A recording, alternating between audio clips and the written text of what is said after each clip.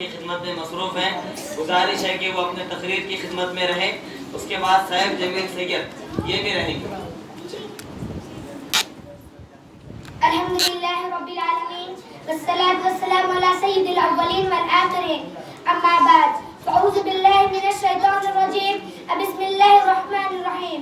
ولا تسبوا الذین يدعون من دون اللہ فیسبوا اللہ عدوا بغیر علم، صدق اللہ العظیم۔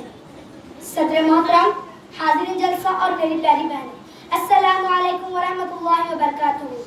کوئی اندازہ کر سکتا ہے اس کے زور و بازو کا، کوئی اندازہ کر سکتا ہے اس کے زور و بازو کا، نگاہ مرد مومن سے بدل جاتی ہیں تقدیریں۔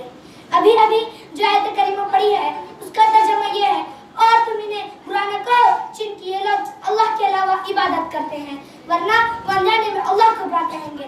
صدر علی ذی وقار، ہمارا وطن جو ساری دنیا میں ہندوستانی جنت نشان کے نام سے مشہور ہے، آج طرح طرح کے مسائل سے دوچار ہے۔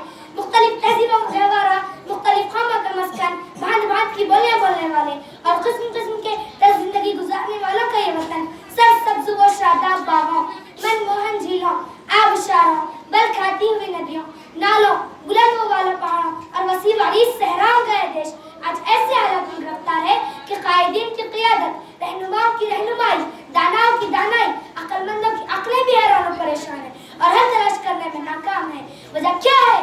وجہ یہ ہے کہ ہم مقصد دنیا کو بنا لیا ہے اور دنیا کے اصولوں کے مطابق اس کا حل تلاش کر رہے ہیں۔ تاریخ شاہد ہے، جب اپنے غرب کا مداوا تعلیمات رسول سے چاہا، جب اپنے مشکلات کا حل ارشادات رسول میں تلاش کیا، وہ کامیابی، وہ کامرانی سے ہمکنار ہوئی۔ آج بھی ہمارے ملک سمیت ساری دنیا کے مسائل کے لیے انہی تعلیمات پر عمل کرنے کی ضرورت ہے۔